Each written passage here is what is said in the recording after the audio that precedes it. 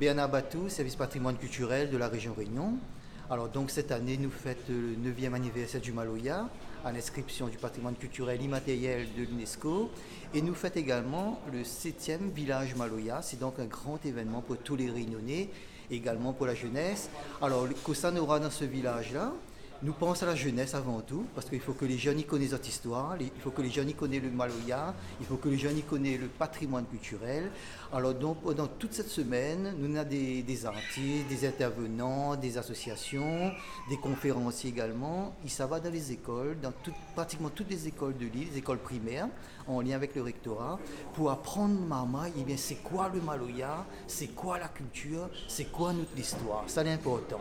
Après, nous avons encore l'autre temps fort, eh bien, c'est le village Maloya lui-même. Et là, nous serons pendant 2 jours à Stella Matutina, jeudi 27 et vendredi 28 septembre. 1000 marmailles attendues, les normes, les plus que l'année dernière. Ça y monte à l'engouement également des écoles et des enfants pour le Maloya, pour le patrimoine.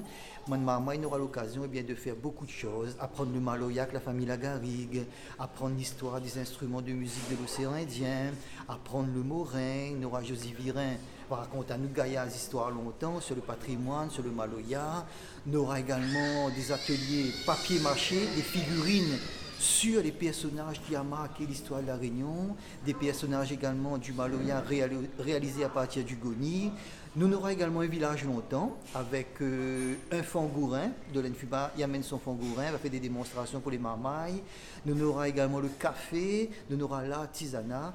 Donc pas mal de choses pendant 2 jours où ça les enfants seront au cœur de la vie de la Réunion, au cœur de la vie de la réunionnaise, au cœur de notre culture et de notre histoire.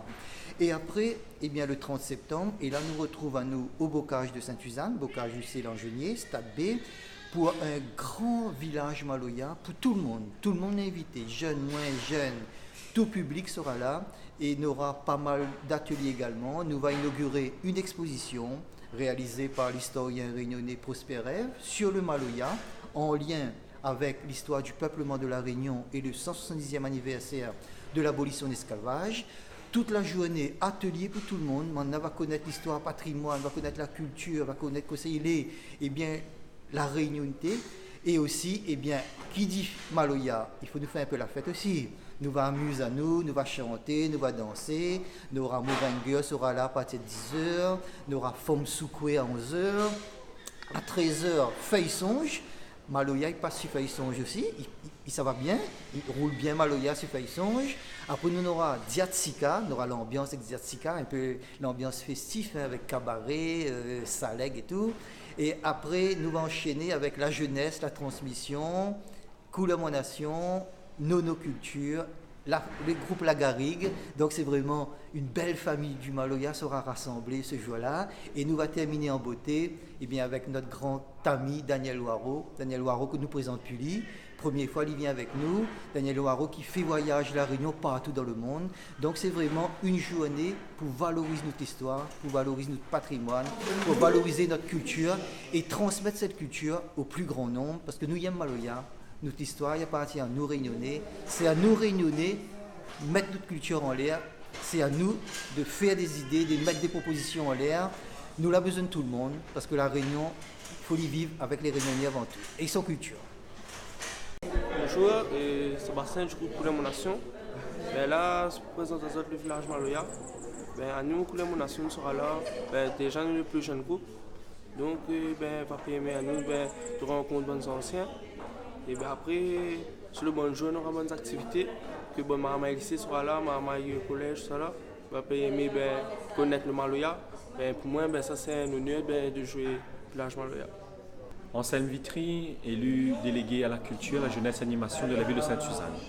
Cette 7e édition de la fête de Maloya est pour nous l'occasion de montrer aux Réunionnais et aux Réunionnaises l'engagement de la municipalité. C'est avec beaucoup de fierté que nous engageons auprès de la région, du rectorat et des différents partenaires pour justement faire vivre le Maloya. Non pas ce côté seulement festif comme le 20 décembre, mais c'est aussi ce côté pédagogique, éducatif.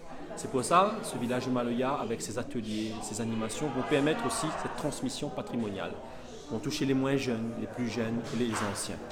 Et Sainte-Suzanne est fière d'accueillir ce grand podium dimanche de 10 à 18h avec différents groupes, notamment des groupes de Sainte-Suzanne comme Feuille Songe ou Nation Mon Culture, et aussi d'accueillir un grand emblème, Daniel Waro. Donc on voit bien que cette synergie montre qu'il y a une volonté politique de différents acteurs de mettre en valeur la culture réunionnaise.